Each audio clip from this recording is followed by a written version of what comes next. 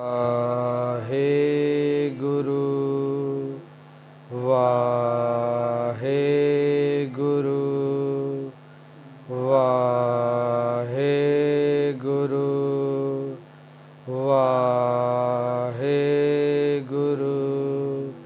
ਇੱਕ ਓੰਕਾਰ ਸਤਿਨਾਮ ਕਰਤਾ ਪੁਰਖ ਨਿਰਭਉ ਨਿਰਵੈਰ ਅਕਾਲ ਮੂਰਤ ਅਜੂਨੀ ਸੈਭੰ ਗੁਰ ਪ੍ਰਸਾਦ। ਇੱਕ ਓੰਕਾਰ ਸਤਿਨਾਮ ਕਰਤਾ ਪੁਰਖ ਨਿਰਭਉ ਨਿਰਵੈਰ ਅਕਾਲ ਮੂਰਤ ਅਜੂਨੀ ਸੈਭੰ ਗੁਰ ਪ੍ਰਸਾਦ। ਵਾਹਿਗੁਰੂ ਜੀ ਕਾ ਖਾਲਸਾ ਵਾਹਿਗੁਰੂ ਜੀ ਕੀ ਫਤਿਹ। ਮਾਝ ਮਹੱਲਾ ਤੀਜਾ।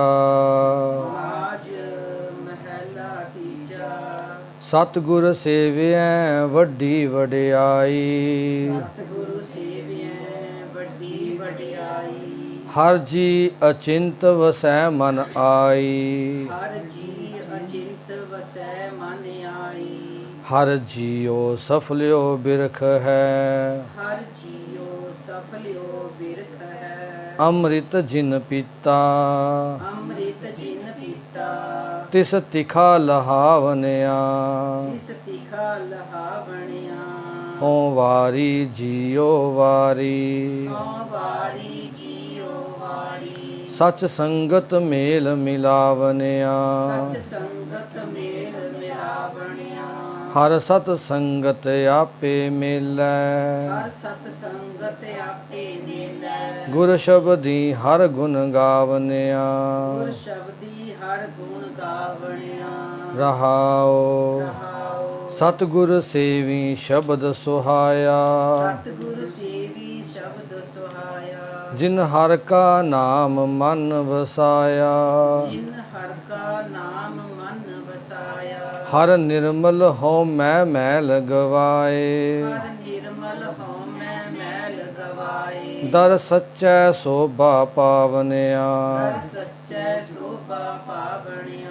ਬਿਨ ਗੁਰ ਬਿਨ ਗੁਰ ਨਾਮ ਨ ਪਾਇਆ ਜਾਏ, ਨਾਮ ਨ ਪਾਇਆ ਜਾਏ। ਸਿਧ ਸਾਧਿਕ ਰਹੇ ਬਿਲ ਲਾਏ, ਸਿੱਧ ਸਾਧਿਕ ਰਹੇ ਬਿਲ ਲਾਏ। ਬਿਨ ਗੁਰ ਸੇਵੇ ਬਿਨ ਗੁਰ ਸੇਵੇ ਸੁਖ ਨ ਹੋਵੀ, ਸੁਖ ਨ ਹੋਵੀ। ਪੂਰੈ ਭਾਗ ਗੁਰ ਪਾਵਨਿਆ, ਪੂਰੈ ਭਾਗ ਗੁਰ ਪਾਵਣਿਆ। ਇਹ ਮਨ ਆਰਸੀ ਇਹ ਮਨ ਆਰਸੀ ਕੋਈ ਗੁਰਮੁਖ ਵੇਖੈ, ਕੋਈ ਗੁਰਮੁਖ ਵੇਖੈ। ਮੋਰਚਾ ਨਾ ਲਾਗੈ, ਮੋਰਚਾ ਨਾ ਲਾਗੈ। ਜਾਂ ਹਉ ਮੈਂ ਸੋਖੈ, ਜਾਂ ਹਉਮੈ ਸੋਖੈ। ਅਨਹਤ ਬਾਣੀ ਨਿਰਮਲ ਸ਼ਬਦ ਵਜਾਏ, ਅਨਹਤ ਬਾਣੀ ਨਿਰਮਲ ਸ਼ਬਦ ਵਜਾਏ। ਗੁਰ ਸ਼ਬਦੀ ਸੱਚ ਸਮਾਵਨਿਆ, ਗੁਰ ਸ਼ਬਦੀ ਸੱਚ ਸਮਾਵਣਿਆ। ਬਿਨ ਸਤਿਗੁਰ ਕੇਹੋ ਨ ਦੇਖਿਆ ਜਾਏ, ਬਿਨ ਸਤਿਗੁਰੂ ਕਿਹੋ ਨਾ ਦੇਖਿਆ ਜਾਏ। ਗੁਰ ਕਿਰਪਾ ਕਰ ਆਪ ਦਿੱਤਾ ਦਿਖਾਏ, ਗੁਰ ਕਿਰਪਾ ਕਰ ਆਪ ਦਿੱਤਾ ਦਿਖਾਏ। ਆਪੇ ਆਪ ਮਿਲ ਰਹਿਆ, ਆਪੇ ਆਪ ਮਿਲ ਰਹਿਆ। ਸਹਜੇ ਸਹਜ ਸਮਾਵਨਿਆ, ਸਹਜੇ ਸਹਜ ਸਮਾਵਣਿਆ।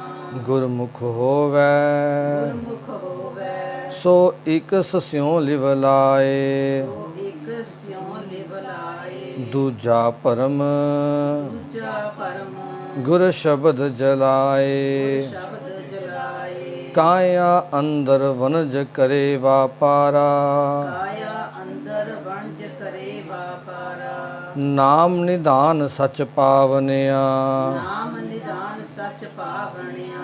ਗੁਰਮੁਖ ਕਰਨੀ ਗੁਰਮੁਖ ਕਰਨੀ ਹਰ ਕੀਰਤ ਸਾਰ ਹਰ ਕੀਰਤ ਸਾਰ ਗੁਰਮੁਖ ਪਾਏ ਗੁਰਮੁਖ ਪਾਏ ਮੋਖ ਦੁਆਰ ਮੋਖ ਦੁਆਰ ਅਨਦਿਨ ਰੰਗ ਰਤਾ ਗੁਣ ਗਾਵੇ ਅਨ ਦਿਨ ਰੰਗ ਰਤਾ ਗੁਣ ਗਾਵੇ ਅੰਦਰ ਮਹਿਲ ਬੁਲਾਵਨਿਆ ਅੰਦਰ ਮਹਿਲ ਬੁਲਾਵਣਿਆ ਸਤਿਗੁਰ ਦਾਤਾ ਸਤਿਗੁਰ ਦਾਤਾ ਮਿਲੈ ਮਿਲਾਇਆ ਮਿਲੈ ਮਿਲਾਇਆ ਪੂਰੈ ਭਾਗ ਪੂਰੇ ਭਾਗ ਮਨ ਸ਼ਬਦ ਵਸਾਇਆ ਮਨ ਸ਼ਬਦ ਵਸਾਇਆ ਨਾਨਕ ਨਾਮ ਮਿਲੈ ਵਡਿਆਈ ਨਾਨਕ ਨਾਮ ਮਿਲੈ ਵਡਿਆਈ ਹਰ ਸੱਚੇ ਕੇ ਗੁਣ ਗਾਵਨਿਆ ਹਰ ਸੱਚੇ ਕੇ ਗੁਣ ਗਾਵਣਿਆ ਵਾਹਿਗੁਰੂ ਜੀ ਕਾ ਖਾਲਸਾ ਵਾਹਿਗੁਰੂ ਜੀ ਕੀ ਫਤਿਹ।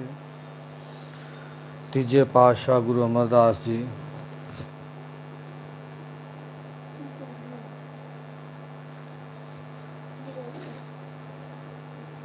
ਮਾਝ ਰਾਗ ਵਿੱਚ 114 ਨੰਬਰ ਪੰਨੇ ਤੇ ਸਾਨੂੰ ਇਹ ਸ਼ਬਦ ਰਾਹੀਂ ਸੰਦੇਸ਼ ਦੇ ਰਹੇ ਨੇ ਕਿ ਅਸੀਂ ਆਪਣੇ ਜੀਵਨ ਨੂੰ ਕਿਵੇਂ ਸਫਲ ਕਰ ਸਕਦੇ ਹਾਂ, ਸਾਡਾ ਚਿੱਤ ਪਰਮਾਤਮਾ ਵਿੱਚ ਕਿਵੇਂ ਜੁੜ ਸਕਦਾ ਹੈ, ਸਾਡਾ ਇਸ ਸੰਸਾਰ ਤੇ ਆਇਆ ਕਿਵੇਂ ਸਫਲ ਹੋ ਸਕਦਾ ਹੈ। ਅਸੀਂ ਇਸ ਸੰਸਾਰ ਦੇ ਵਿੱਚ ਬਾਕੀ ਜੀਵਾਂ ਵਾਂਗੂ ਇੱਕ ਜੀਵ ਦੇ ਸਮਾਨ ਆ, ਛੋਟੇ ਜਿਹੇ। ਜਦੋਂ ਚਲੇ ਜਾਂਦਾ ਬੰਦਾ ਥੋੜ੍ਹਾ ਟਾਈਮ ਯਾਦ ਕਰਦੀ ਹੁੰਦੀ ਆ, ਫਿਰ ਖਤਮ ਹੋ ਜਾਂਦਾ। ਉਹ ਇਸ ਮਿੱਟੀ ਦੇ ਵਿੱਚ ਮਿੱਟੀ ਹੋ ਕੇ ਇਸ ਮਿੱਟੀ ਦਾ ਹੀ ਰੂਪ ਹੋ ਜਾਂਦਾ, ਇਸ ਕੁਦਰਤ ਦਾ, ਇਸ ਬ੍ਰਹਿਮੰਡ ਦਾ ਰੂਪ ਬਣ ਜਾਂਦਾ। ਕਿ ਕੌਣ ਸੀ ਉਹਨੇ ਕੀ ਕੀਤਾ ਸੀ ਸਭ ਭੁੱਲ ਭੁਲਾ ਜਾਂਦੇ ਨੇ। ਪਰ ਉਹ ਆਪਣੇ ਜੀਵਨ ਦਾ ਇੱਥੇ ਆਇਆ ਇੱਕ ਮੁੱਲ ਪਾ ਸਕਦਾ ਹੈ, ਮਤਲਬ ਇਸ ਦੇਹੀ ਦਾ, ਇਸ ਬੋਡੀ ਦਾ, ਜੋ ਉਸਨੂੰ ਜੀਵ ਆਤਮਾ ਮਿਲੀ ਅੰਦਰ, ਇਹ ਸਰੀਰ ਚੱਲਿਆ, ਮਤਲਬ ਉਹ ਇਸ ਦਾ ਸਹੀ ਕਾਰਜਾਂ ਦੇ ਵਿੱਚ ਫਾਇਦਾ ਉਠਾ ਸਕਦਾ, ਉਹ ਸਫਲ ਹੋ ਕੇ ਜਾ ਸਕਦਾ ਹੈ, ਸੁਖੀ ਹੋ ਕੇ ਸੰਸਾਰ ਤੋਂ ਜਾ ਸਕਦਾ। ਮਰਨ ਤੋਂ ਬਾਅਦ ਸੁਖੀ ਹੋਇਆ ਕੋਈ ਦੁਖੀ ਹੋਇਆ ਕਿਸੇ ਨੂੰ ਨਹੀਂ ਪਤਾ, ਕਿ ਜਿੰਦੇ ਜੀ ਅਸੀਂ ਸੁਖੀ ਹੋਏ ਜਾਂ ਅਸੀਂ ਬਸ ਉਹ ਕਾਟੋ ਕਲੇਸ਼ ਦੇ ਵਿੱਚ ਹੀ ਖਿਜ ਮੱਚ ਕੇ ਜ਼ਿੰਦਗੀ ਕੱਢ ਕੇ ਚਲੇ ਗਏ। ਪਰ ਉਹ ਸਫਲ ਜੀਵਨ ਨੂੰ ਆਤਮਕ ਅਡੋਲਤਾ ਸਹਿਜ ਅਵਸਥਾ ਉਦੋਂ ਮਿਲੂ ਜਦੋਂ ਅਸੀਂ ਸਤਿਗੁਰੂ ਦੀ ਗੱਲ ਨੂੰ ਮੰਨਾਂਗੇ, ਉਹਦੇ ਵਰਗਾ ਜੀਵਨ ਬਣਾਵਾਂਗੇ, ਆਪਣੇ ਮਨ ਨੂੰ ਸਥਿਰ ਕਰਾਂਗੇ, ਮਨ ਨੂੰ ਦੋਹੋ ਦਿਸ਼ਾਵਾਂ ਵਿੱਚ ਭੱਜਣ ਨਹੀਂ ਦੇਵਾਂਗੇ। ਜਿਵੇਂ 10 ਦਿਸ਼ਾਵਾਂ 'ਚ ਦੌੜੀ ਜਾਂਦਾ ਨਾ ਮਨ ਆਪਣਾ, ਉਸ ਨੂੰ ਕਹਾਂਗੇ ਨਹੀਂ ਭਾਈ ਤੂੰ ਜਿਹੜਾ ਕੰਮ ਕਰਨਾ ਉਹੀ ਕਰ, ਉੱਧਰ ਕੰਸਨਟਰੇਟ ਕਰ ਬਸ। ਜਿਵੇਂ ਪ੍ਰੋਫੈਸਰ ਸਾਹਿਬ ਸਿੰਘ ਜਿਸ ਚੀਜ਼ ਤੋਂ ਆਪਾਂ ਗੱਲ ਕਰ ਰਹੇ ਹਾਂ, ਦੇਖੋ ਉਹਨਾਂ ਨੇ ਆਪਣਾ ਜੀਵਨ ਸਟੀਕ ਲਿਖਣ 'ਤੇ ਲਗਾਤਾ, ਕਾਰਜ ਕੀਤਾ ਆਪਣੇ ਜੀਵਨ 'ਚ। ਇੱਕ ਕਿਤਾਬਾਂ ਤਾਂ ਦੁਨੀਆ ਬਥੇਰੀਆਂ ਲਿਖਦੀ ਹੈ, ਪਰ ਉਹਨਾਂ ਨੇ ਆਪਣਾ ਜੀਵਨ ਲਗਾਇਆ, ਇੱਕ ਇੱਕ ਪਲ ਸਟੀਕ ਦੇ ਉੱਪਰ ਲਗਾਤਾ। ਨਹੀਂ ਤਾਂ ਉਹ ਵੀ ਇੱਕ ਪ੍ਰੋਫੈਸਰ ਸੀ, ਆਪਣੀ ਜ਼ਿੰਦਗੀ ਮੌਜਾਂ ਨਾਲ ਖਾਂਦੇ ਪੀਂਦੇ ਕੱਢ ਸਕਦੇ ਸੀਗੇ, ਪਰ ਨਹੀਂ, ਉਹਨਾਂ ਦਾ ਇੱਕ ਉਦੇਸ਼ ਬਣ ਗਿਆ। ਅੱਜ ਅਸੀਂ ਉਹਨੂੰ ਯਾਦ ਵੀ ਕਰਦੇ ਹਾਂ, ਪ੍ਰੋਫੈਸਰ ਸਾਹਿਬ ਸਿੰਘ ਨੂੰ ਕਰਦੇ ਨਹੀਂ ਕਰਦੇ, ਕਿਉਂਕਿ ਜੀਵਨ ਦਾ ਇੱਕ ਮਨੋਰਥ ਹੋਇਆ। ਤਾਂ ਗੁਰੂ ਜੀ ਕਹਿੰਦੇ ਹਰ ਇੱਕ ਸਿੱਖ ਦਾ ਇੱਕ ਮਨੋਰਥ ਹੋਣਾ ਚਾਹੀਦਾ, ਹਰ ਇੱਕ ਸਿੱਖ ਦਾ ਇੱਕ ਮਨੋਰਥ ਹੋਣਾ ਚਾਹੀਦਾ ਹੈ, ਜੋ ਬਚਪਨ ਤੋਂ ਹੀ ਉਸ ਦੀ ਲਗਨ ਜਿਸ ਪਾਸੇ ਲੱਗ ਜਾਵੇ ਉਸ ਨੂੰ ਡਿਵੈਲਪ ਕਰਨਾ ਚਾਹੀਦਾ ਹੈ, ਤਾਂ ਜੋ ਜੀਵਨ ਨੂੰ ਅਜਾਈ ਗਵਾ ਕੇ ਨਾ ਚਲਾ ਜਾਵੇ। ਮਾਂ ਬਾਪ ਨੂੰ ਵੀ ਟੈਨਸ਼ਨ ਹੋਵੇ ਵੀ ਸਾਡਾ ਬੱਚਾ ਗੁਰਸਿੱਖ ਬਣ ਕੇ, ਜੇ ਗੁਰਸਿੱਖ ਬਣਿਆ ਤਾਂ ਇਹਨੂੰ ਅਸੀਂ ਇੱਕ ਲਾਈਨ ਦੇ ਸਕੀਏ, ਇੱਕ ਲੀਹ ਦੇ ਸਕੀਏ। ਜੇ ਹਰ ਇੱਕ ਗੁਰਸਿੱਖ ਮਾਂ ਬਾਪ ਦੀ ਆਪਣੀ ਇੱਕ ਲੀਹ ਹੋਊਗੀ, ਉਹ ਆਪਣੇ ਬੱਚਿਆਂ ਨੂੰ ਇੱਕ ਲੀਹਾਂ ਦੇਣਗੇ, ਇੱਕ ਸੰਦੇਸ਼, ਇੱਕ ਸੰਸਾਰ ਦੇ ਵਿੱਚ ਵਿਚਰਨ ਦਾ ਇੱਕ ਉਦੇਸ਼ ਦੇਣਗੇ, ਤਾਂ ਇਹ ਜੀਵਨ ਦੇ ਵਿੱਚ ਕ੍ਰਾਂਤੀ ਆ ਸਕਦੀ ਹੈ, ਇਸ ਖਿੱਤੇ ਦੇ ਵਿੱਚ ਕ੍ਰਾਂਤੀ ਆ ਸਕਦੀ ਹੈ, ਜੋ ਕ੍ਰਾਂਤੀ ਗੁਰੂ ਨਾਨਕ ਪਾਤਸ਼ਾਹ ਲੈ ਕੇ ਆਏ ਸੀ। ਗੁਰੂ ਨਾਨਕ ਪਾਤਸ਼ਾਹ ਤੋਂ ਲੈ ਕੇ ਗੁਰੂ ਗੋਬਿੰਦ ਸਿੰਘ ਨੇ ਜੋ ਵੀ ਸਿੱਖ ਬਣ ਗਿਆ, ਉਸ ਦਾ ਇੱਕ ਉਦੇਸ਼ ਬਣ ਗਿਆ ਲਾਈਫ 'ਚ। ਉਹਨਾਂ ਨੇ ਕੋਈ ਕਾਰਜ ਕੀਤੇ, ਫਿਰ ਆਪਣੇ ਆਪ ਨੂੰ ਸਮਰਪਿਤ ਕੀਤਾ ਕਿਸੇ ਕਾਰਜਾਂ ਲਈ, ਪਿੰਡਾਂ ਨੂੰ ਵਧੀਆ ਬਣਾਇਆ, ਕਿਸੇ ਨੇ ਕਿਸੇ ਪਿੰਡ ਜਾ ਕੇ, ਕਿਸੇ ਨੇ ਕਿਸੇ ਪਿੰਡ ਜਾ ਕੇ ਉੱਥੇ ਲੋਕਾਂ ਨੂੰ ਸਹੀ ਰਾਹ ਦਿਖਾਇਆ, ਲੋਕਾਂ ਨੂੰ ਵਹਿਮਾਂ ਭਰਮਾਂ 'ਚੋਂ ਕੱਢਿਆ, ਉਹਨਾਂ ਨੇ ਜੀਵਨ ਨੂੰ ਉੱਚਾ ਸੁੱਚਾ ਬਣਾਉਣ 'ਚ ਮਦਦ ਕੀਤੀ। ਇਹੀ ਗੁਰੂ ਪਾਤਸ਼ਾਹ ਸਾਨੂੰ ਸਮਝਾ ਰਹੇ ਨੇ ਕਿ ਅਸੀਂ ਵੀ ਆਪਣੇ ਜੀਵਨ ਨੂੰ ਕਿਸੇ ਹਿੱਲੇ, ਕਿਸੇ ਮਨੋਰਥ ਲਾਈਏ, ਕਿਤੇ ਪੜ੍ਹ ਕੇ ਸੁਣ ਕੇ ਸੁਣਾ ਕੇ ਨਾ ਜੀਵਨ ਪੂਰਾ ਕਰ ਲਈਏ। ਪੜ੍ਹ ਗੱਡੀ ਲੱਦੀ ਹੈ, ਇਹਦਾ ਮਤਲਬ ਇਹੀ ਹੁੰਦਾ ਕਿ ਪੜ੍ਹੀ ਗਏ, ਚਾਹੇ ਗੁਰੂ ਗ੍ਰੰਥ ਸਾਹਿਬ ਜੀ ਨੂੰ, ਚਾਹੇ ਹੋਰ ਵੇਦਾਂ ਨੂੰ, ਪਰ ਉਹਨਾਂ ਅਨੁਸਾਰ ਐਕਸ਼ਨ ਕੋਈ ਨਾ ਕੀਤਾ। ਤਾਂ ਚਲੋ ਹੁਣ ਆਪਾਂ ਇਕੱਲੇ ਇਕੱਲੇ ਸ਼ਬਦ ਦੀ ਥੋੜ੍ਹੀ ਜਿਹੀ ਜਲਦੀ ਵਿਚਾਰ ਕਰਦੇ ਹਾਂ, ਹੈ ਨਾ ਜੀ। ਸਤਿਗੁਰ ਸੇਵਿਆ ਵੱਡੀ ਵਡਿਆਈ। ਜੋ ਸਤਿਗੁਰ ਦੇ ਅਨੁਸਾਰ ਆਪਣੇ ਜੀਵਨ ਨੂੰ ਜਿੰਦੇ ਹਨ ਉਹ ਇੱਜ਼ਤ ਪ੍ਰਾਪਤ ਕਰਦੇ ਹਨ। ਹਰ ਜੀ ਅਚਿੰਤ ਵਸੈ ਮਨ ਆਈ। ਹਰੀ ਪਰਮਾਤਮਾ ਅਚਿੰਤ, ਅਚਿੰਤ ਦਾ ਮਤਲਬ ਹੈ ਜੀ ਜਿਸ ਨੂੰ ਕੋਈ ਚਿੰਤਾ ਨਹੀਂ ਹੁੰਦੀ, ਉਹ ਹਰੀ ਅਚਿੰਤ ਉਹਦੇ ਮਨ ਵਿੱਚ ਆ ਕੇ ਵਸ ਜਾਂਦਾ। ਭਾਵ ਉਸ ਨੂੰ ਵੀ ਕੋਈ ਚਿੰਤਾ ਨਹੀਂ ਰਹਿੰਦੀ ਕਦੀ ਵੀ, ਉਹ ਕੰਮ ਕਰੀ ਜਾਂਦਾ। ਚਾਹੇ ਤੱਤੀ ਤਵੀ 'ਤੇ ਬੈਠੇ ਨੇ ਤਾਂ ਵੀ ਕੋਈ ਚਿੰਤਾ ਨਹੀਂ, ਚਾਹੇ ਆਲੀਸ਼ਾਨ ਕਮਰੇ 'ਚ ਬੈਠੇ ਨੇ ਤਾਂ ਵੀ ਕੋਈ ਚਿੰਤਾ ਨਹੀਂ। ਨਹੀਂ ਤਾਂ ਅੱਜ ਕੱਲ੍ਹ ਮਖਮਲੀ ਗੱਦਿਆਂ 'ਤੇ ਸੌਣ ਵਾਲਿਆਂ ਨੂੰ ਵੱਧ ਟੈਨਸ਼ਨਾਂ ਹੁੰਦੀਆਂ ਨੇ, ਤਾਂ ਹੀ ਤਾਂ BP, ਸ਼ੂਗਰ, ਹੋਰ ਬਿਮਾਰੀਆਂ ਨਾਲ ਘਿਰੇ ਹੁੰਦੇ ਨੇ। ਉਹ ਚਿੰਤਾ ਹੀ ਇਹਨਾਂ ਬਿਮਾਰੀਆਂ ਦਾ ਕਾਰਨ ਹੈ ਅਸਲ 'ਚ। ਖਾਂਦੇ ਤਾਂ ਪਹਿਲਾਂ ਵੀ ਲੋਕ ਸੀਗੇ, ਪਰ ਹੁਣ ਸਤਿਗੁਰ ਦੀ ਸੇਵਾ, ਸਤਿਗੁਰ ਦੀ ਸਿੱਖਿਆ ਤੋਂ ਦੂਰ ਹੋ ਕੇ ਜੀਵਨ ਜੀਣ ਲੱਗ ਗਏ ਤਾਂ ਬਿਮਾਰੀਆਂ 'ਚ ਘਿਰ ਗਏ। ਹਰ ਜਿਉ ਸਫਲਿਓ ਬਿਰਖ ਹੈ, ਅੰਮ੍ਰਿਤ ਜਿਨ ਪੀਤਾ ਤਿਸ ਤਿਖਾ ਲਹਾਵਨਿਆ। ਕਹਿੰਦੇ ਪ੍ਰਮਾਤਮਾ ਮਾਨੋ ਇੱਕ ਫਲਦਾਰ ਰੁੱਖ ਹੈ। ਪ੍ਰਮਾਤਮਾ ਮਾਨੋ ਇੱਕ ਫਲਦਾਰ ਸਫਲਿਓ ਬਿਰਖ ਹੈ, ਫਲਦਾਰ ਰੁੱਖ ਹੈ, ਜਿਸ ਵਿੱਚੋਂ ਆਤਮਿਕ ਜੀਣ ਦੇਣ ਵਾਲਾ ਨਾਮ ਰਸ ਚੁੰਦਾ ਹੈ। ਕਿਹੜਾ ਨਾਮ ਰਸ ਚੁੰਦਾ ਹੈ? ਆਤਮਿਕ ਜੀਵਨ ਦੇਣ ਵਾਲਾ। ਜਿਸ ਮਨੁੱਖ ਨੇ ਉਹ ਰਸ ਪੀ ਲਿਆ, ਉਸ ਦੇ ਮਨ ਦੀ ਭੁੱਖ ਪੂਰੀ ਹੋ ਗਈ, ਰੱਜ ਗਿਆ। ਉਹ ਕਿਸ ਪੱਖੋਂ ਰੱਜ ਗਿਆ? ਇਹ ਨਹੀਂ ਕਿ ਕੰਮ ਕਰਨਾ ਛੱਡ ਦਿੱਤਾ ਉਸਨੇ, ਫਿਰ ਗਲਤ ਹੈ। ਰੱਜ ਗਿਆ, ਵਿਕਾਰਾਂ ਵੱਲੋਂ ਰੱਜ ਗਿਆ। ਉਸਨੇ ਆਪਣੇ ਸਾਰੇ ਵਿਕਾਰਾਂ 'ਤੇ ਕਾਬੂ ਪਾ ਲਿਆ। ਕਿਸੇ ਦੇ ਪੈਸੇ ਕੰਨੀ ਦੇਖ ਕੇ ਉਹਦਾ ਮਨ ਨਹੀਂ ਲਲਚਾਉਂਦਾ, ਕਿਸੇ ਦਾ ਘਰ ਦੇਖ ਕੇ ਮਨ ਨਹੀਂ ਡੋਲਦਾ, ਬਾਹਰ ਕੁੜੀ ਮੁੰਡੇ ਇੱਕ ਦੂਜੇ ਨੂੰ ਦੇਖਦੇ ਨੇ ਮਨ ਨਹੀਂ ਡੋਲਦਾ, ਕਿਉਂਕਿ ਵਿਕਾਰਾਂ ਦੀ ਚੀਜ਼ ਤੋਂ ਉਹ ਬਚ ਗਿਆ, ਦੂਰ ਹੋ ਗਿਆ। ਹੋਂ ਵਾਰੀ ਜੀਓ ਵਾਰੀ। ਗੁਰੂ ਜੀ ਕਹਿੰਦੇ ਮੈਂ ਵਾਰਨੇ ਜਾਂਦਾ ਹਾਂ, ਮੇਰੀ ਜ਼ਿੰਦਗੀ ਵਾਰਨੇ ਜਾਂਦੀ ਹੈ। ਸੱਚ ਸੰਗਤ ਮੇਲ ਮਿਲਾਵਨਿਆ। ਜਿਨ੍ਹਾਂ ਨੇ ਮੈਨੂੰ ਸਤ ਸੰਗਤ ਵਿੱਚ ਮੇਲ ਮਿਲਾ ਦਿੰਦੇ ਨੇ, ਸੱਚੀ ਸੰਗਤ ਵਿੱਚ ਜੋ ਮੈਨੂੰ ਮਿਲਾਉਂਦੇ ਨੇ, ਮੈਨੂੰ ਉਸ ਜਗ੍ਹਾ 'ਤੇ ਲੈ ਕੇ ਗੱਲਾਂ ਕਰਦੇ ਨੇ, ਉਸ ਜੀਵਨ ਰਾਹ 'ਤੇ ਤੋਰਦੇ ਨੇ। ਕਹਿੰਦੇ ਮੈਂ ਉਹਨਾਂ ਤੋਂ ਵਾਰਨੇ ਜਾਂਦਾ ਹਾਂ। ਹਰ ਸਤ ਸੰਗਤ ਆਪੇ ਮੇਲੈ। ਫਿਰ ਹਰੀ ਪਰਮਾਤਮਾ ਸੱਚੀ ਸੰਗਤ ਵਿੱਚ ਆਪੇ ਹੀ ਮੇਲ ਲਾਂਦਾ ਹੈ। ਗੁਰ ਸ਼ਬਦੀ ਹਰ ਗੁਣ ਗਾਵਨਿਆ।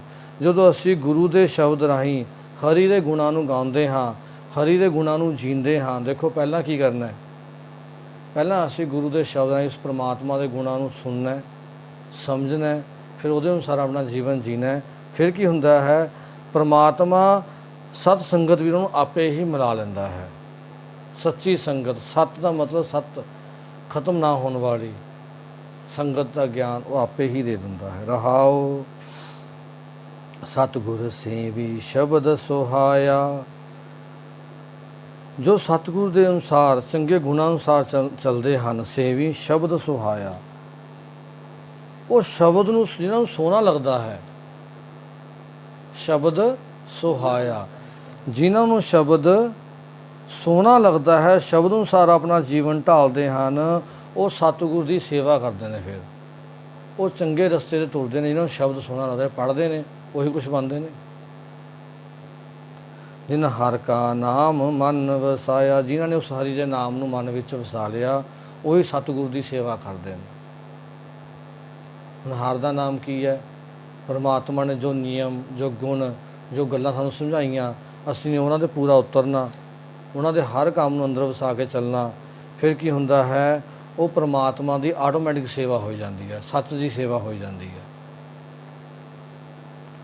ਹਰ ਨਿਰਮਲ ਹੋ ਮੈਂ ਮੈਲ ਗਵਾਏ। ਜਦੋਂ ਮਨ ਵਿੱਚ ਆ ਕੇ ਉਹ ਹਰੀ ਪਰਮਾਤਮਾ ਵਸ ਜਾਂਦਾ ਹੈ ਜੀ। ਕਿਉਂਕਿ ਪਰਮਾਤਮਾ ਕੀ ਹੈ? ਨਿਰਮਲ। ਪਰਮਾਤਮਾ ਕੀ ਹੈ? ਜਿਸ ਨੂੰ ਕੋਈ ਮੈਲ ਨਹੀਂ ਹੁੰਦੀ।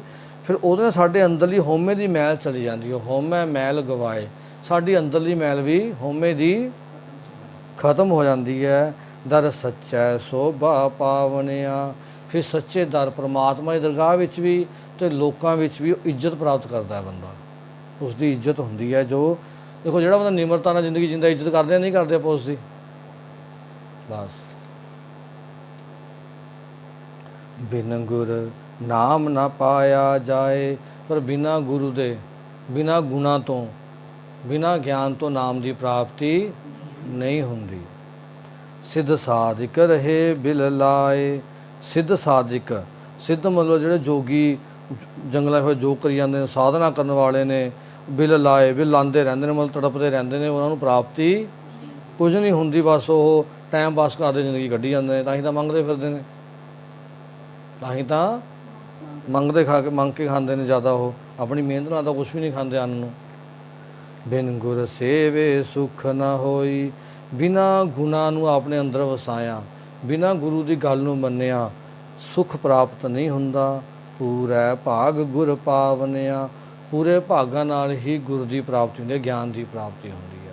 ਜਿਸ ਨੂੰ ਗਿਆਨ ਦੀ ਪ੍ਰਾਪਤੀ ਹੋ ਜਾਂਦੀ ਹੈ, ਉਹਦੇ ਕੀ ਹੋ ਜਾਂਦੇ ਨੇ? ਪੂਰੇ ਭਾਗ ਹੋ ਜਾਂਦੇ ਹਨ। ਤਾਂ ਗਿਆਨ ਦੀ ਪ੍ਰਾਪਤੀ ਕਰੋ, ਗੁਰੂ ਦੀ ਇੱਕ ਵੀ ਇੱਕ ਗੱਲ ਨੂੰ ਮੰਨੀਏ, ਉਹਦੇ ਅਨੁਸਾਰ ਆਪਣਾ ਜੀਵਨ ਬਣਾਈਏ, ਸਾਡੇ ਵੀ ਭਾਗ ਕੀ ਹੋ ਜਾਣਗੇ? ਪੂਰੇ ਹੋ ਜਾਣਗੇ। ਇਹ ਮਨ ਆਰਸੀ, ਆਰਸੀ ਹੁੰਦਾ ਸ਼ੀਸ਼ਾ, ਮੂੰਹ ਵੇਖਣ ਵਾਲਾ। ਆਰਸੀ ਕੀ ਹੁੰਦਾ? ਇਹ ਮਨ ਆਰਸੀ। ਇਹ ਮਨ ਕੀ ਹੈ? ਮੂੰਹ ਦੇਖਣ ਵਾਲਾ ਸ਼ੀਸ਼ਾ। ਕੋਈ ਗੁਰਮੁਖ ਵੇਖੈ। ਉਹ ਵਿਅਕਤੀ ਹੀ ਇਸ ਮਨ ਦੇ ਸ਼ੀਸ਼ੇ ਵਿੱਚ ਆਪਣਾ ਮੂੰਹ ਦੇਖ ਪਾਉਂਦਾ ਹੈ, ਜਿਹੜਾ ਗੁਰੂ ਦੇ ਅਨੁਸਾਰ, ਗੁਰੂ ਦੇ ਸਨਮੁਖ ਹੋ ਕੇ ਚੱਲਦਾ ਹੈ। ਜਿਹੜਾ ਗੁਰੂ ਦੇ ਸਨਮੁਖ ਚੱਲਦਾ, ਉਹਨੂੰ ਵੀ ਪਤਾ ਲੱਗਦਾ ਨਾ ਮੇਰਾ ਮਨ ਕੀ ਕਰ ਰਿਹਾ ਗੜਬੜਾ। ਉਹਨੂੰ ਆਪਣਾ ਮਨ ਹਰ ਇੱਕ ਚੀਜ਼ ਕਰਦਾ ਦਿਖਦਾ ਹੈ, ਚਾਹੇ ਚੰਗੀ ਹੈ ਚਾਹੇ ਮੰਦੀ ਹੈ, ਤਾਂ ਉਹਨੂੰ ਦਿਖਦਾ ਹੈ ਕਿ ਮੇਰਾ ਮਨ ਗੜਬੜ ਕਰ ਰਿਹਾ। ਜੇ ਆਪਾਂ ਸ਼ੀਸ਼ੇ ਦੇ ਆਪਣੇ ਮੂੰਹ 'ਚ ਕੋਈ ਕਾਲਖ ਲੱਗੀ ਦਿਖੇ, ਆਪਾਂ ਕੀ ਕਰਦੇ ਹਾਂ? ਫਿਰ ਕੀ ਕਰਦੇ ਹਾਂ? ਕਰਦੇ ਹਾਂ ਨਾ। ਜਦੋਂ ਇੱਦਾਂ ਹੀ ਗੁਰੂ ਦੇ ਸਨਮੁਖ ਸਾਨੂੰ ਆਪਣੇ ਮਨ ਦੇ ਸ਼ੀਸ਼ੇ ਵਿੱਚੋਂ ਮਨ ਗੜਬੜ ਕਰਦਾ ਦਿਖੂਗਾ, ਅਸੀਂ ਫਿਰ ਉਸ ਨੂੰ ਸਾਫ਼ ਕਰਾਂਗੇ, ਕਿਉਂਕਿ ਹਜੇ ਸਾਨੂੰ ਮਨ ਸਾਡਾ ਗੜਬੜ ਕਰਦਾ ਸਮਝ ਨਹੀਂ ਆ ਰਿਹਾ, ਸਾਨੂੰ ਉਹ ਕਾਲਖ ਦਿਖੇ ਨਹੀਂ ਰਹੀ, ਤਾਂ ਹੀ ਅਸੀਂ ਉਸ ਨੂੰ ਸਾਫ਼ ਨਹੀਂ ਕਰਦੇ, ਹੋਰ ਗੰਦਗੀ ਪਾਈ ਜਾਂਦੇ ਹਾਂ ਸੰਸਾਰ ਦੇ ਵਿੱਚ। ਅਸੀਂ ਮੋਰਚਾ ਨਾ ਲਾਗੈ ਜਾਂ ਹੋਮੈ ਸੋਖੈ। ਮੋਰਚਾ ਮਤਲਬ ਜੰਗਾਲ, ਨਾ ਲਾਗੈ ਜਾਂ ਹੋਮੈ ਸੋਖੈ। ਜੇ ਅੰਦਰੋਂ ਹੋਮੇ ਸੁੱਕ ਜਾਵੇ, ਜੇ ਹੋਮੇ ਹੰਕਾਰ ਸਾਡੇ ਅੰਦਰੋਂ ਖਤਮ ਹੋ ਜਾਵੇ, ਗੁਰੂ ਜੀ ਕਹਿੰਦੇ ਮੋਰਚਾ ਨਾ ਲੱਗ ਗਿਆ, ਫਿਰ ਸਾਡੇ ਮਨ ਨੂੰ ਜੰਗਾਲ ਨਹੀਂ ਲੱਗਦੀ, ਸਾਡਾ ਮਨ ਗੰਦਾ ਨਹੀਂ ਹੁੰਦਾ, ਉਹ ਚਮਕਦਾ ਰਹਿੰਦਾ ਹੈ। ਅਨਹਤ ਬਾਣੀ ਨਿਰਮਲ ਸ਼ਬਦ ਵਜਾਏ। ਗੁਰ ਸ਼ਬਦੀ ਸੱਚ ਸਮਾਵਨਿਆ। ਅਨਹਤ ਬਾਣੀ ਕਹਿੰਦੇ ਗੁਰੂ ਦੀ ਸ਼ਰਨ ਆਉਣ ਤੋਂ ਬਿਨਾਂ ਆਤਮਿਕ ਆਨੰਦ ਨਹੀਂ ਮਿਲਦਾ। ਵੱਡੀ ਕਿਸਮਤ ਨਾਲ ਹੀ ਗੁਰੂ ਦੀ ਪ੍ਰਾਪਤੀ ਹੁੰਦੀ ਹੈ। ਗੁਰੂ ਦੀ ਸ਼ਰਨ ਆਉਣ ਤੋਂ ਬਿਨਾਂ ਸਾਨੂੰ ਕਦੀ ਭੜਕਣਾਵਾਂ ਤੋਂ ਅਸੀਂ ਨਹੀਂ ਬਚਾਂਗੇ। ਅਨਹਤ ਬਾਣੀ ਨਿਰਮਲ ਸ਼ਬਦ ਵਜਾਏ। ਨਿਰਮਲ ਸ਼ਬਦ ਦੇ ਵਿੱਚ ਅਸੀਂ ਜੋ ਸਾਡੇ ਅੰਦਰ ਵਸੂਗਾ, ਸਾਡੇ ਅੰਦਰ ਵੱਜੂਗਾ, ਉਸ ਅਨੰਦ ਬਾਣੀ ਨਾਲ ਹੀ ਸਾਡੇ ਅੰਦਰ ਸੱਚ ਦੀ ਪ੍ਰਾਪਤੀ ਹੋਊਗੀ। ਗੁਰ ਸ਼ਬਦੀ ਸੱਚ, ਗੁਰੂ ਦੇ ਸ਼ਬਦ ਨਾਲ ਅਸੀਂ ਸੱਚ ਵਿੱਚ ਸਮਾ ਸਕਦੇ ਹਾਂ। ਆਪਣੇ ਮਨ ਨੂੰ ਰੋਜ਼ ਪ੍ਰੇਰਨਾ ਦੇਵੋ, ਰੋਜ਼ ਕਹੋ ਮੈਂ ਗੁਰੂ ਤੋਂ ਬਿਨਾਂ ਇੱਧਰ ਉੱਧਰ ਨਹੀਂ ਜਾਣਾ, ਸਾਰਾ ਦਿਨ ਕਰੀ ਚੱਲੋ ਇਹ ਗੱਲਾਂ ਨੂੰ, ਫਿਰ ਸਾਨੂੰ ਆਦਤ ਬਣ ਜੂ ਚੰਗੇ ਪਾਸੇ ਤੁਰਨ ਦੀ। ਬਿਨ ਸਤਿਗੁਰ ਕਹੇ ਨਾ ਦੇਖਿਆ ਜਾਏ। ਬਿਨ ਸਤਿਗੁਰ ਕਿਹੋ ਨਾ ਦੇਖਿਆ ਜਾਏ। ਕਿਉਂ? ਕਿਸੇ ਪਾਸੇ ਵੀ ਕਹਿੰਦੇ ਬਿਨਾਂ ਸਤਿਗੁਰ ਤੋਂ, ਬਿਨਾਂ ਸੱਚ ਦੇ ਗਿਆਨ ਤੋਂ ਕਿਸੇ ਪਾਸੇ ਵੀ ਸਾਨੂੰ ਕੁਝ ਦਿਖਦਾ ਨਹੀਂ ਹੈਗਾ। ਕਿਹੋ ਦਾ ਮਤਲਬ ਕਹਿਣਾ ਨੇ ਕਿਸੇ ਪਾਸੋਂ ਸਾਨੂੰ ਕੁਝ ਵੀ ਪ੍ਰਾਪਤੀ ਨਹੀਂ ਹੁੰਦੀ, ਕਿਉਂਕਿ ਸਾਨੂੰ ਇਹ ਨਹੀਂ ਪਤਾ ਲੱਗਦਾ ਕਿ ਇੱਧਰ ਕੀ ਹੈ ਉੱਧਰ ਕੀ ਹੈ। ਕਿਸੇ ਪਾਸੋਂ ਵੀ ਸਾਨੂੰ ਵੇਖਿਆ ਪਰਖਿਆ ਨਹੀਂ ਜਾ ਸਕਦਾ। ਗੁਰੂ ਦੀ ਸ਼ਰਨ ਪੈਣ ਤੋਂ ਬਿਨਾਂ ਸਾਨੂੰ ਸਾਡੇ ਅੰਦਰਲੀ ਦੀ ਸਮਝ ਪੈਂਦੀ ਵੀ ਨਹੀਂ ਹੈਗੀ। ਪਰਖਾਂਗੇ ਤਾਂ ਹੀ ਨਾ ਸਾਨੂੰ ਪਤਾ ਲੱਗੂ ਵੀ ਪਰਖਣਾ ਕਿਵੇਂ ਹੈ।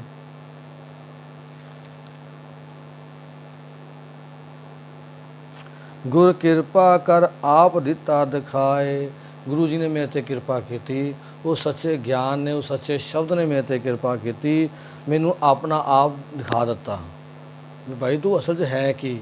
ਨਹੀਂ ਤਾਂ ਬੜਾ ਚੰਗਾ ਸਮਝਦੇ ਨਾ ਆਪਾਂ ਆਪਣੇ ਆਪ ਨੂੰ। ਜਦੋਂ ਗੁਰੂ ਨੇ ਇਕੱਲੀ ਇਕੱਲੀ ਗੱਲ ਦੀ ਹਿਸਾਬ ਤਾਂ ਲਾਇਆ, ਦਿਖਾਇਆ ਵੀ ਤੂੰ ਕੀ ਹੈ ਦੇਖ ਲੈ, ਫਿਰ ਉਹਨੂੰ ਮਹਿਸੂਸ ਹੁੰਦਾ ਕਿ ਮੈਂ ਤਾਂ ਯਾਰ ਕੱਖ ਵੀ ਨਹੀਂ, ਜਿਹੜਾ ਮੈਂ ਆਪਣੇ ਆਪ ਨੂੰ ਲੱਖ ਸਮਝਦਾ ਸੀ, ਮੇਰਾ ਕੱਖਾਂ ਜੋਗਾ ਵੀ ਨਹੀਂ ਹੈਗਾ। ਫਿਰ ਉਹ ਸਿੱਖਣ ਵਾਲੇ ਪਾਸੇ ਤੁਰਦਾ, ਫਿਰ ਉਹ ਗੁਰੂ ਦਾ ਸਿੱਖ ਬਣਦਾ ਜਦੋਂ ਆਪਣੀ ਪਹਿਚਾਣ ਹੁੰਦੀ ਹੈ। ਜਦੋਂ ਆਪਾਂ ਆਪਣਾ ਚੀਜ਼ ਦਿਖ ਜਾਵੇ ਮੈਨੇ ਆਪਣੇ ਆਪ ਮੈਂ ਗੰਦਾ, ਤਾਂ ਹੀ ਬਣਾਉਂਦੇ ਹਾਂ ਨਾ। ਜਦ ਤੱਕ ਆਪਾਂ ਨੂੰ ਅਹਿਸਾਸ ਨਹੀਂ ਹੁੰਦਾ ਕਿ ਮੈਂ ਲਿਬੜਿਆ ਹੋਇਆ, ਨਹਾਊਗਾ ਕੋਈ ਬੰਦਾ, ਆਪਾਂ ਉਹਦੀ ਨਹਾਉਂਦੇ ਜਦੋਂ ਲਿਬੜਿਆ ਹੋਇਆ ਮਹਿਸੂਸ ਹੁੰਦਾ, ਗੁਰੂ ਸਾਨੂੰ ਸਾਡਾ ਲਿਬੜਿਆ ਬੰਦ ਖਾਂਦਾ। ਫਿਰ ਅਸੀਂ ਆਪਣੇ ਨੂੰ ਬਦਲਦੇ ਹਾਂ। ਆਪੇ ਆਪ ਮਿਲ ਰਹੇ ਆ। परमात्मा अपने आप ही फिर आप ही मिल जाता है। सहजे सहज समावनिया, हौली हौली वो आत्मक डोलता रूप साढ़े अंदर समा जाता है। कदों जो सानू अपने अंदर गंदगी दिखती है, जो गुरु सानू अंदर साढ़ा अंदर मूँह दिखाता है, असी अपने आप धोने वाले पासे जाते हाँ, फिर परमात्मा अपने आप ही साढ़े अंदर व्यापक हो के सदा आत्मक डोलता भी टिकिया महसूस होता है, जो अपना आप महसूस होता है। गुरमुख होवै सो एक स्यों लिव लाए, ਜਿਹੜੇ ਗੁਰੂ ਦੇ ਸਨਮੁਖ ਹੁੰਦੇ ਨੇ, ਭਾਵ ਗੁਰੂ ਅਨੁਸਾਰ ਚੱਲਦੇ ਨੇ, ਉਹ ਸਿਰਫ ਇੱਕ ਅਕਾਲ ਪੁਰਖ ਪਰਮਾਤਮਾ ਨਾਲ ਹੀ ਆਪਣਾ ਚਿੱਤ ਜੋੜਦੇ ਨੇ। ਉਹ ਫਿਰ ਥਾਂ ਥਾਂ ਦੇ ਮੂਰਤੀਆਂ ਨੂੰ ਮੱਥੇ ਟੇਕਦੇ ਨਹੀਂ ਮਿਲਦੇ, ਮੰਦਿਰਾਂ ਦੇ ਵਿੱਚ ਜਾ ਕੇ ਫੋਟੋਆਂ ਨੂੰ, ਗੁਰਦੁਆਰਿਆਂ ਦੀ ਫੋਟੋਆਂ ਨੂੰ ਲੋਕ ਮੱਥੇ ਟੇਕੀ ਜਾਂਦੇ ਨੇ, ਠੀਕ ਹੈ ਜੀ। ਫਿਰ ਉਹ ਥਾਂ ਥਾਂ 'ਤੇ ਮੱਥਾ ਨਹੀਂ ਟੇਕਦੇ, ਉਹ ਜਿੱਥੇ ਵੀ ਹੁੰਦੇ ਨੇ, ਕਿਸ ਰੂਪ 'ਚ ਵੀ ਹੁੰਦੇ ਨੇ, ਉਹ ਪਰਮਾਤਮਾ ਨੂੰ ਅੰਦਰ ਹੀ ਜਾਣਦੇ ਨੇ, ਇੱਕ ਰੂਪ 'ਚ ਹੀ ਦੇਖਦੇ ਨੇ। ਚਾਹੇ ਉਹ ਬੰਦੇ ਦਾ ਜਨਮ ਜਿੱਥੇ ਮਰਜ਼ੀ ਹੋਇਆ ਹੋਵੇ, ਪਰ ਸਿੱਖ ਦੀ ਗੱਲ ਨਹੀਂ ਕਰ ਰਹੇ, ਵੀ ਸਿੱਖ ਦੇ ਘਰ ਜਨਮ ਉਹਦੀ ਗੱਲ ਕਰ ਰਹੇ ਹਾਂ। ਚਾਹੇ ਉਹ ਬੰਦਾ ਸਨਾਤਨ ਧਰਮ 'ਚ ਪੈਦਾ ਹੋਇਆ ਹੋਵੇ, ਜਿਹਨੂੰ ਆਪਾਂ ਹਿੰਦੂ ਕਹਿੰਦੇ ਹਾਂ, ਚਾਹੇ ਉਹ ਬੰਦਾ ਈਸਾ ਮਸੀਹ ਹੋਵੇ, ਮੁਸਲਮਾਨਾਂ ਦੇ ਵਿੱਚ ਹੋਇਆ ਹੋਵੇ, ਬਾਬਾ ਫਰੀਦ ਜੀ ਵੀ ਹੋਏ ਨੇ, ਭਗਤ ਨਾਮਦੇਵ ਜੀ, ਭਗਤ ਧੰਨਾ ਜੀ, ਸਾਰੇ ਸਨਾਤਨ ਧਰਮ 'ਚ ਹੋਏ ਨੇ, ਭਗਤ ਰਵਿਦਾਸ ਜੀ, ਭਗਤ ਕਬੀਰ ਜੀ, ਠੀਕ ਹੈ ਨਾ। ਪਹਿਲਾਂ ਉਹਨਾਂ ਦੇ ਪਰਿਵਾਰ ਵਾਲੇ ਜੇ ਮੰਨਦੇ ਸੀ, ਆਪਾਂ ਉਹਦੀ ਗੱਲ ਕਰ ਰਹੇ ਹਾਂ। ਪਰ ਉਹਨਾਂ ਨੇ ਜਦੋਂ ਪੜ੍ਹ ਲਿਖ ਕੇ ਮਹਿਸੂਸ ਕੀਤਾ, ਉਹਨੇ ਸਭ ਕੁਝ ਛੱਡਤਾ ਵੀ ਇਹਦਾ ਝੂਠ ਹੈ, ਇਹਦਾ ਲੋਕਾਂ ਨੂੰ ਠੱਗੀਆਂ ਮਰਾ ਰਹੇ ਨੇ, ਲੋਕਾਂ ਨੂੰ ਵਹਿਮਾਂ ਭਰਮਾਂ 'ਚ ਪਾ ਰਹੇ ਨੇ। ਉਹ ਤਾਂ ਕਹਿੰਦੇ ਸਭੈ ਘਟ ਰਾਮ ਬੋਲੈ, ਰਾਮਾ ਬੋਲੈ, ਰਾਮ ਬਿਨਾ ਕੋ ਬੋਲੈ ਰੇ। ਉਹ ਤਾਂ ਕਹਿੰਦੇ ਸਾਰੀ ਸ਼ਰੀਰਾਂ ਵਿੱਚ ਰਾਮ ਹੀ ਬੋਲ ਰਹੇ, ਰਾਮ ਹੀ ਸਮਾਇਆ ਹੋਇਆ ਹੈ। ਪਰ ਇਹ ਰਾਮ ਕੌਣ ਹੈ? ਇਹ ਰਾਮ ਚੰਦਰ ਜੀ ਦੀ ਗੱਲ ਨਹੀਂ ਕੀਤੀ ਗਈ ਹੈ। ਰਾਮ ਹੈ ਜਿਹੜਾ ਸਾਰਿਆਂ ਦੇ ਵਿੱਚ ਸਮਾਇਆ ਹੋਇਆ ਹੈ, ਘਟ ਘਟ ਵਿੱਚ ਸਮਾਇਆ ਹੋਇਆ ਹੈ, ਰਮਿਆ ਹੋਇਆ, ਪਰਮਾਤਮਾ ਦੀ ਗੱਲ ਕਰ ਰਹੇ ਨੇ। ਕਿਉਂਕਿ ਰਾਮ ਚੰਦਰ ਜੀ ਤਾਂ ਇੱਕ ਰਾਜੇ ਸੀ ਜੋ ਆਏ ਤੇ ਚਲੇ ਗਏ, ਪਰ ਜੋ ਪਰਮਾਤਮਾ ਰਾਮ ਹੈ, ਨਾ ਉਹ ਆਉਂਦਾ ਨਾ ਜਾਂਦਾ, ਉਹ ਤਾਂ 24 ਘੰਟੇ ਸਮਾਇਆ ਰਹਿੰਦਾ ਹਰ ਇੱਕ ਜਗ੍ਹਾ ਦੇ ਵਿੱਚ, ਠੀਕ ਹੈ ਜੀ। ਘਟ ਘਟ ਵਿੱਚ ਸਮਾਇਆ ਹੋਇਆ ਪਰਮਾਤਮਾ, ਉਸ ਰਾਮ ਦੀ ਗੱਲ ਹੋ ਰਹੀ ਹੈ। ਹੁਣ ਜੇ ਕਿਸੇ ਵਿਅਕਤੀ ਦਾ ਨਾਮ ਆਪਾਂ ਰਾਮ ਚੰਦਰ ਜੀ ਰੱਖ ਦਈਏ, ਜਾਂ ਰਾਮ ਕ੍ਰਿਸ਼ਨ ਰੱਖ ਦਈਏ, ਜਾਂ ਰਾਮ ਰੱਖ ਦਈਏ, ਥੋੜ੍ਹੀ ਵੀ ਉਹ ਰੱਬ ਬਣ ਗਿਆ। ਇਹ ਹੋ ਸਕਦਾ ਵੀ ਹੁਣ ਦੇਖੋ ਰਾਮ ਚੰਦਰ ਜੀ ਨਾਮ ਰਾਮ ਚੰਦਰ ਜੀ ਰੱਖਿਆ ਸੀ, ਇੱਕ ਰਾਜੇ ਹੋਏ ਨੇ, ਸ਼ੁਰੂ ਤੋਂ ਲੈ ਕੇ ਉਹਨਾਂ ਨੇ ਕਾਰਜ ਕੀਤੇ ਨੇ। ਹੁਣ ਕਿੰਨੇ ਰਾਜੇ ਐਸੇ ਨੇ ਜਿਨ੍ਹਾਂ ਨੇ ਬੜੀਆਂ ਮਿਹਨਤ ਵਾਲੇ ਕਾਰਜ ਕੀਤੇ ਨੇ, ਪ੍ਰਜਾ ਦਾ ਪੂਰਾ ਧਿਆਨ ਰੱਖਿਆ, ਹਰ ਇੱਕ ਚੀਜ਼ ਨੂੰ ਬੜੇ ਸਹੀ ਤਰੀਕੇ ਨਾਲ ਕੀਤਾ, ਰਾਜੇ ਤਾਂ ਹੋਈ ਨੇ। ਹੁਣ ਬਾਬਾ ਬੰਦਾ ਸਿੰਘ ਬਹਾਦਰ ਸੀ, ਜੇ ਬਾਬਾ ਬੰਦਾ ਸਿੰਘ ਬਹਾਦਰ ਜੀ ਗੱਲ ਕੀਤੀ, ਉਹਨੇ ਕਿਹੜਾ ਵਜ਼ੀਰ ਖਾਨ ਨੂੰ ਨਹੀਂ ਮਾਰਿਆ ਸੀ, ਜਿਹੜਾ ਜ਼ਾਲਮ ਸੀਗਾ। ਜਿਵੇਂ ਰਾਮਚੰਦਰ ਜੀ ਨੇ ਰਾਵਣ ਨੂੰ ਮਾਰਿਆ ਸੀ, ਜੋ ਜ਼ਾਲਮ ਸੀ, ਤਾਂ ਬਾਬਾ ਬੰਦਾ ਸਿੰਘ ਬਹਾਦਰ ਨੇ ਵੀ ਤਾਂ ਕਿ ਰਾਵਣ ਨੂੰ ਮਾਰ ਕੇ, ਰਾਵਣ ਵਜ਼ੀਰ ਖਾਨ ਨੂੰ ਮਾਰ ਕੇ ਇਸ ਏਰੀਏ ਦੇ ਵਿੱਚ ਲੋਕਾਂ ਨੂੰ ਉਹਨਾਂ ਦੇ ਹੱਕ ਦਿੱਤੇ। ਜ਼ਗੀਰਦਾਰੀ ਸਿਸਟਮ ਸਭ ਤੋਂ ਪਹਿਲਾਂ ਦੁਨੀਆ ਦੇ ਵਿੱਚ ਬਾਬਾ ਬੰਦਾ ਸਿੰਘ ਬਹਾਦਰ ਜੀ ਨੇ ਖਤਮ ਕੀਤਾ ਸੀ, ਕਿਸੇ ਨੇ ਨਹੀਂ ਖਤਮ ਕੀਤਾ ਸੀ। ਵੀ ਭਾਈ ਜਿਹੜਾ ਕਾਸ਼ਤ ਕਰ ਰਿਹਾ ਉਹੀ ਉਹਦਾ ਮਾਲਕ ਹੈ ਜ਼ਮੀਨ ਦਾ, ਨਹੀਂ ਉਹ ਵਿਚਾਰਿਆਂ ਨੂੰ ਜ਼ਿਮੀਂਦਾਰ ਹੁੰਦੇ ਸੀ, ਉਹ ਮਜ਼ਦੂਰ ਕੰਮ ਕਰੀ ਜਾਂਦੇ ਸੀ। ਇਹਨੂੰ ਅੱਜ ਅਸੀਂ ਕਿਸਾਨ ਕਹਿੰਦੇ ਹਾਂ। ਇਹ ਕਿਸਾਨ ਪਹਿਲਾਂ ਮਜ਼ਦੂਰਾਂ ਵਾਂਗੂ ਕੰਮ ਕਰਦੇ ਸੀ ਖੇਤਾਂ ਦੇ ਵਿੱਚ। ਸਭ ਤੋਂ ਪਹਿਲਾਂ ਬਾਬਾ ਬੰਦਾ ਸਿੰਘ ਬਹਾਦਰ ਨੇ ਜ਼ਗੀਰਦਾਰੀ ਪ੍ਰਥਾ ਖਤਮ ਕੀਤੀ ਹੈ, ਵੀ ਨਹੀਂ ਜਿਹਦੀ ਜਿਹੜਾ ਮਿਹਨਤ ਕਰ ਰਿਹਾ ਇਹ ਜਗ੍ਹਾ ਉਹਦੀ ਹੈ, ਠੀਕ ਹੈ ਜੀ। ਤਾਂ ਉਹਨਾਂ ਨੇ ਬਹੁਤ ਕਾਰਜ ਕੀਤੇ ਨੇ। ਤਾਂ ਇੱਦਾਂ ਸਮਝਣ ਦੀ ਲੋੜ ਹੈ ਸਾਨੂੰ ਥੋੜ੍ਹੀ ਜਿਹੀ। ਇਹ ਨਹੀਂ ਕਿ ਰੱਬ ਬਣ ਕੇ ਬਾਬਾ ਬੰਦਾ ਸਿੰਘ ਬਹਾਦਰ ਦਾ ਗੁਰੂ ਬਣ ਗਏ, ਕਾਰਜ ਕੀਤੇ ਨੇ, ਠੀਕ ਹੈ। ਰਾਮਚੰਦਰ ਜੀ ਨੇ ਵੀ ਕਾਰਜ ਕੀਤੇ ਨੇ, ਸਮਝੋ ਇਸ ਚੀਜ਼ ਨੂੰ, ਠੀਕ ਹੈ। ਜੇ ਉਹਨਾਂ ਕੋਈ ਚੰਗੀਆਂ ਗੱਲਾਂ ਕਹੀਆਂ ਨੇ ਆਪਾਂ ਮੰਨੋ, ਉਹਨਾਂ ਦੀ ਗੱਲਾਂ ਸਿੱਖਿਆਵਾਂ, ਚੰਗੇ ਬੰਦੇ ਦੀ ਗੱਲ ਮੰਨ ਲੈਣੀ ਚਾਹੀਦੀ ਹੈ। ਜਿਹੜਾ ਕੋਈ ਵੀ ਹੋਵੇ, ਈਸਾ ਮਸੀਹ ਜੀ ਨੇ, ਹਜ਼ਰਤ ਮੁਹੰਮਦ ਸਾਹਿਬ ਨੇ, ਮਹਾਤਮਾ ਬੁੱਧ, ਮਹਾਵੀਰ ਜੈਨ, ਗੁਰੂ ਪਾਤਸ਼ਾਹ ਸਾਨੂੰ ਕਿੰਨੀਆਂ ਗੱਲਾਂ ਸਿਖਾਉਂਦੇ ਨੇ, ਮੰਨੋ। ਪਰ ਰੱਬ ਨਹੀਂ ਕਹਿਣਾ ਕਿਸੇ ਨੂੰ। ਪਰਮਾਤਮਾ ਉਹ ਹੈ ਜਿਹੜਾ 24 ਘੰਟੇ ਸਮਾਇਆ, ਨਾ ਉਹ ਆਇਆ ਨਾ ਗਿਆ। ਰਾਮਚੰਦਰ ਜੀ 5000 ਸਾਲ ਪਹਿਲਾਂ ਹੋਏ, ਕ੍ਰਿਸ਼ਨ ਜੀ ਮਤਲਬ ਵੈਸੇ 5000 ਵਰਡ ਯੂਜ਼ ਕਰ ਰਹੇ ਹਾਂ, ਪਤਾ ਨਹੀਂ ਕਦੋਂ ਹੋਏ ਸੀ, 4000 ਪਹਿਲਾਂ ਹੋਏ। ਪਰ ਧਰਤੀ ਨੂੰ ਤਾਂ ਕਰੋੜਾਂ ਸਾਲ ਹੋ ਗਏ। ਉਹ ਧਰਤੀ ਨੂੰ ਕੌਣ ਚਲਾ ਰਿਹਾ ਸੀਗਾ? ਇਸ ਨੂੰ ਕਰੋੜਾਂ ਅਰਬਾਂ ਸਾਲ ਹੋ ਗਏ ਧਰਤੀ ਬਣੀ ਨੂੰ, ਬ੍ਰਹਿਮੰਡ ਬਣੀ ਨੂੰ। ਫਿਰ ਕੌਣ ਚਲਾ ਰਿਹਾ ਸੀ? ਜੋ ਰਾਮਚੰਦਰ ਜੀ ਪੈਦਾ ਨਹੀਂ ਹੋਏ ਸੀ, ਜਾਂ ਕ੍ਰਿਸ਼ਨ ਜੀ ਪੈਦਾ ਨਹੀਂ ਹੋਏ ਸੀ, ਜਾਂ ਮਹਾਤਮਾ ਬੁੱਧ ਜੀ ਪੈਦਾ ਨਹੀਂ ਹੋਏ ਸੀ, ਜਾਂ ਕੋਈ ਵੀ ਨਹੀਂ ਪੈਦਾ ਹੋਇਆ ਸੀ। ਕਹਿਣ ਦਾ ਮਤਲਬ ਜਿਹੜਾ ਧਰਤੀ ਨਹੀਂ ਚੱਲ, ਡਾਇਨਾਸੌਰ ਕਿਹੜਾ ਨਹੀਂ ਜ਼ਿੰਦਗੀ ਜੀ ਰਹੇ ਸੀ ਆਪਣੀ, ਲੱਖਾਂ ਸਾਲ, ਹਜ਼ਾਰਾਂ ਸਾਲ ਉਹ ਵੀ ਜ਼ਿੰਦਗੀ ਜੀ ਕੇ ਗਏ ਨੇ। ਫਿਰ ਉਹਨਾਂ ਨੂੰ ਸਮਝਾਉਣ ਵਾਲਾ ਕੌਣ ਸੀਗਾ? ਉਦੋਂ ਕਿਹੜੇ ਵਿਅਕਤੀ ਨੇ ਆ ਕੇ ਸਮਝਾਇਆ ਉਹਨਾਂ ਨੂੰ? ਨਹੀਂ, ਪਰਮਾਤਮਾ ਦੇ ਅਟਲ ਨਿਯਮ ਕੰਮ ਕਰਦੇ ਸੀ ਉਸ ਟਾਈਮ ਵੀ ਅਤੇ ਅੱਜ ਵੀ। ਜੋ ਪਰਮਾਤਮਾ ਨੇ ਇੱਕ ਵਾਰ ਸ੍ਰਿਸ਼ਟੀ ਬਣਾਤੀ, ਨਿਯਮ ਬਣਾਤੇ, ਉਹੀ ਉਦੋਂ ਕੰਮ ਕਰ ਰਹੇ ਸੀ, ਉਹੀ ਅੱਜ ਕੰਮ ਕਰ ਰਹੇ ਨੇ। ਤਾਂ ਉਸ ਪਰਮਾਤਮਾ ਨਾਲ ਗੁਰੂ ਜੀ ਕਹਿੰਦੇ ਜੁੜ ਜਾਓ, ਜੋ ਆਦਿ ਹੈ, ਜੁਗਾਦ ਹੈ ਵੀ ਹੈ, ਹੋਸੀ ਵੀ ਹੈ। ਉਸ ਨਾਲ ਸਾਨੂੰ ਜੁੜਨ ਦੀ ਪ੍ਰੇਰਨਾ ਦਿੱਤੀ ਹੈ।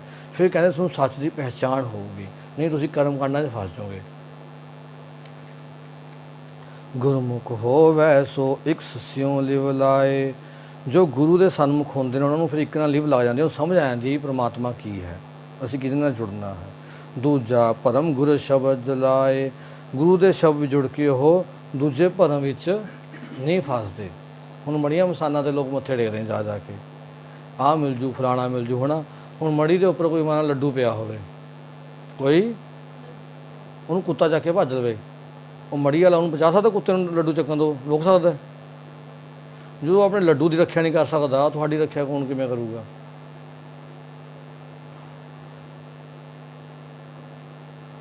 ਅਸੀਂ ਇਹਨਾਂ ਚੀਜ਼ਾਂ ਵਹਿਮਾਂ ਭਰਮਾਂ ਜੰਨੇ ਪੈ ਗਏ, ਸਾਡੇ ਅੰਦਰ ਫਿਰ ਡਰ ਪੈਦਾ ਹੋ ਗਿਆ, ਅਸੀਂ ਡਰੀ ਜਾਂਦੇ ਹਾਂ, ਸਾਨੂੰ ਲੋਕ ਡਰਾਈ ਜਾਂਦੇ ਨੇ ਤੇ ਪੈਸੇ ਲੁੱਟੀ ਜਾਂਦੇ ਨੇ।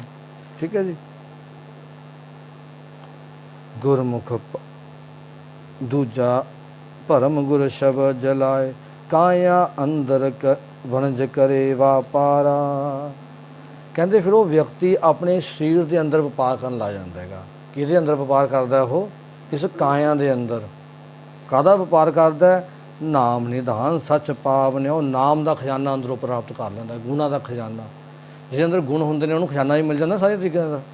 ਉਹ ਅੰਦਰ ਵਪਾਰ ਕਰਦਾ ਆਪਣੇ, ਉਹ ਬਾਹਰਲੀਆਂ ਚੀਜ਼ਾਂ 'ਚ ਚੱਕਰ ਨਹੀਂ ਪੈਂਦਾ। ਭਰਮ ਭੁਲੇਖਾ ਕਿਰਤ ਕਰਕੇ ਰੋਟੀ ਖਾਣੀ, ਮਿਹਨਤ ਕਰਨੀ, ਅੱਗੇ ਵਧਣਾ, ਇੱਥੇ ਉਹ ਗੱਲਾਂ ਨਹੀਂ ਹੋ ਰਹੀਆਂ, ਹਮੇਸ਼ਾ ਖਿਆਲ ਰੱਖਿਓ। ਵਣਜ ਦਾ ਮਤਲਬ ਹੈ ਸੱਚ ਦਾ ਵਪਾਰ ਕਰਨ ਦੀ ਗੱਲ ਕਰ ਰਹੇ ਨੇ ਗੁਰੂ ਜੀ। ਅੰਦਰ ਵਣਜ ਕਰਕੇ ਉਹ ਕੰਮ ਕਰਦਾ ਆਪਣਾ। ਗੁਰਮੁਖ ਕਰਨੀ ਹਰ ਕੀਰਤ ਸਾਰ। ਕੱਲ੍ਹ ਵੀ ਸ਼ਬਦ ਆਇਆ ਸੀ ਨਾ, ਇਹ ਹੋਰ ਤਰੀਕੇ ਨਾਲ ਸ਼ਬਦ ਸਾਰ ਗਿਆ ਸੀ ਗੁਰੂ ਜੀ ਨੇ। ਕਹਿੰਦੇ ਗੁਰੂ ਦੇ ਅਨੁਸਾਰ ਕੰਮ ਕਰਨਾ, ਗੁਰੂ ਦੇ ਸਨਮੁਖ ਰਹਿ ਕੇ ਕੰਮ ਕਰਨਾ, ਗੁਰੂ ਦੇ ਅਨੁਸਾਰ ਜੀਵਨ ਜੀਣਾ। ਕਹਿੰਦੇ ਇਹੀ ਹਰ ਕੀਰਤ ਸਾਰ ਹੈ। ਹਰੀ ਦੀ ਕੀਰਤ ਦਾ ਜਿਹੜਾ ਸਾਰ ਹੈ ਇਹੀ ਹੈ ਨਾਮ। ਗੁਰਮੁਖ ਪਾਏ ਮੋਖ ਦੁਆ। ਗੁਰੂ ਦੇ ਸਨਮੁਖ ਰਹਿ ਕੇ ਜ਼ਿੰਦਗੀ ਜੀ ਕੇ ਸਾਨੂੰ ਮੁਕਤੀ ਦਾ ਦੁਆਰ ਮਿਲ ਜਾਂਦਾ ਹੈ। ਸਮਝ ਪੈ ਜਾਂਦੀ ਹੈ ਕਿ ਮੁਕਤੀ ਕੀ ਹੈ। ਫਿਰ ਅਸੀਂ ਮੁਕਤੀ ਲਈ ਆਪਣਾ ਆਪ ਨੂੰ ਲੁਟਾਉਂਦੇ ਨਹੀਂ ਹਾਂ ਕਿਸੇ ਲਵੇ। ਅਨਦਿਨ ਰੰਗ ਰਤਾ ਗੁਣ ਗਾਵੈ। ਹਰ ਰੋਜ਼ ਰੰਗ ਵਿੱਚ ਗੜੂਚ ਹੋਇਆ, ਇਕਮਿਕ ਹੋਇਆ, ਉਹ ਪ੍ਰਮਾਤਮਾ ਦੇ ਗੁਣ ਗਾਈ ਜਾਂਦਾ। ਗੁਣ ਗਾਈ ਦਾ ਮਤਲਬ ਪ੍ਰਮਾਤਮਾ ਅਨੁਸਾਰ ਆਪਣਾ ਜੀਵਨ ਚਲਾਈ ਜਾਂਦਾ ਹੈ, ਜੀ ਜਾਂਦਾ ਹੈ। ਅੰਦਰ ਮਹਿਲ ਬੁਲਾਵਨਿਆ। ਅੰਦਰ ਉਹਦੇ ਮਹਿਲ ਬਣ ਜਾਂਦਾ ਹੈ। ਕਿੱਥੇ ਮਹਿਲ ਬਣ ਜਾਂਦਾ ਹੈ? ਅੰਦਰ। ਮਹਿਲ ਕੀ ਚੀਜ਼ ਹੁੰਦੀ ਹੈ? ਮਹਿਲ ਆਪਾਂ ਕਿਹਨੂੰ ਕਹਿੰਦੇ ਹਾਂ? ਪੈਸੇ ਦੁਨੀਆਦਾਰੀ 'ਚ ਆਪਾਂ ਕਿਹਨੂੰ ਕਹਿੰਦੇ ਹਾਂ? ਮਹਿਲ। ਆਪਾਂ ਕਹਿੰਦੇ ਮਹਿਲ 'ਚ ਰਹਿੰਦਾ ਬੰਦਾ, ਤਾਂ ਮਤਲਬ ਕੀ ਹੁੰਦਾ ਆਪਣਾ ਕਹਿਣ ਦਾ?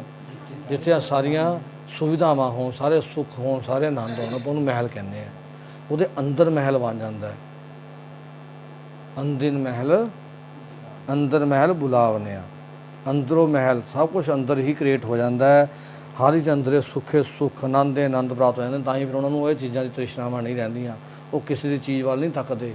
ਉਹ ਕਹਿੰਦੇ ਜੇ ਮੈਂ ਲੈਣੀ ਹੈ ਆਪਣੀ ਮਿਹਨਤ ਕਰਕੇ ਲੈ ਲੂੰਗਾ, ਜੇ ਦੋ ਰੋਟੀਆਂ ਖਾਣੀਆਂ ਮਿਹਨਤ ਕਰਕੇ ਖਾ ਲੂੰਗਾ। ਉਹ ਦੂਜੇ ਵੱਲ ਨਹੀਂ ਤੱਕਦੇ ਹੈਗੇ। ਸਤਿਗੁਰ ਦਾਤਾ ਮਿਲੈ ਮਿਲਾਇਆ। ਗੁਰੂ ਜੀ ਕਹਿੰਦੇ ਗੁਰੂ ਦੀ ਸਿਫਤ ਸਲਾਹ ਨਾਲ ਹੀ ਦਾਤਾਂ ਦੇਣ ਵਾਲਾ ਪਰਮਾਤਮਾ ਮਿਲ ਜਾਂਦਾ ਹੈ। ਗੁਰੂ ਦੇ ਅਨੁਸਾਰ ਜੀਵਨ ਜੀ ਕੇ ਪੂਰੇ ਭਾਗ ਮਨ ਸ਼ਬਦ ਵਸਾਇਆ। ਫਿਰ ਪੂਰੇ ਭਾਗ ਜਦੋਂ ਹੁੰਦੇ ਨੇ, ਫਿਰ ਜਿਹੜਾ ਸ਼ਬਦ ਹੈ ਨਾ ਮਨ ਵਿੱਚ ਵਸ ਜਾਂਦਾ।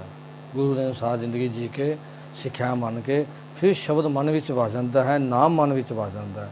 ਨਾਨਕ ਨਾਮ ਮਿਲੈ ਵਡਿਆਈ। ਹੈ ਨਾਨਕ ਜੀ ਕਹਿੰਦੇ ਨੇ ਫਿਰ ਇਸ ਨਾਮ ਦੇ ਨਾਲ ਜਦੋਂ ਮਨ ਵਿੱਚ ਵਸ ਜਾਂਦਾ ਹੈ, ਵਡਿਆਈਆਂ ਮਿਲਦੀਆਂ ਨੇ, ਇੱਜ਼ਤ ਮਿਲਦੀ ਹੈ। ਹਰ ਸੱਚੇ ਕੇ ਗੁਣ ਗਾਵਣਿਆ। ਜਦੋਂ ਉਹ ਵਿਅਕਤੀ ਉਸ ਪਰਮਾਤਮਾ ਸੱਚੇ ਦੇ ਗੁਣ ਗਾਉਂਦਾ ਹੈ, ਭਾਵ ਸੱਚੇ ਕੰਮ ਕਰਦਾ ਹੈ, ਆਪਣੇ ਜੀਵਨ ਨੂੰ ਸੱਚਾ ਸੁੱਚਾ ਬਣਾਉਂਦਾ ਹੈ। ਤੁਸੀਂ ਦੇਖੋ, ਪਰ ਉਹ ਸ਼ਬਦ ਦੀ ਗੱਲ ਕਰ ਰਹੇ ਹਾਂ, ਸਾਨੂੰ ਗੁਰੂ ਜੀ ਕੀ ਬਣਾਉਣਾ ਚਾਹੁੰਦੇ ਨੇ? ਅੰਨੇ ਸ਼ਬਦ ਪੜ੍ਹ ਰਹੇ ਹਾਂ, ਬਾਰ-ਬਾਰ ਹੁੰਦੇ ਸੱਚ ਬਣਾਉਣਾ, ਸੱਚ ਬਣਾਉਣਾ, ਸੱਚ ਬਣਾਉਣਾ। ਕੀ ਬਣਾਉਣਾ? ਸੱਚ ਬਣਾਉਣਾ। ਅੰਦਰ ਗੁਣ ਗ੍ਰਹਿਣ ਕਰਨੇ। ਗੁਰੂ ਜੀ ਵਾਰ-ਵਾਰ ਇਹੀ ਚੀਜ਼ਾਂ ਸਾਨੂੰ ਸਮਝਾ ਰਹੇ ਨੇ। ਪਰਮਾਤਮਾ ਅੱਗੇ ਅਸੀਂ ਗੁਰੂ ਅੱਗੇ ਪ੍ਰਾਰਥਨਾ ਕਰੀਏ ਕਿ ਅਸੀਂ ਵੀ ਸੱਚੇ ਬਣ ਜਾਈਏ, ਸਾਡਾ ਮਨ ਵੀ ਸੱਚੇ ਵਿੱਚ ਜੁੜ ਜਾਵੇ, ਅਤੇ ਅਸੀਂ ਵੀ ਗੁਰੂ ਅਨੁਸਾਰ ਹੀ ਆਪਣੇ ਜੀਵਨ ਨੂੰ ਚਲਾਈਏ ਅਤੇ ਜੀਵੀਏ।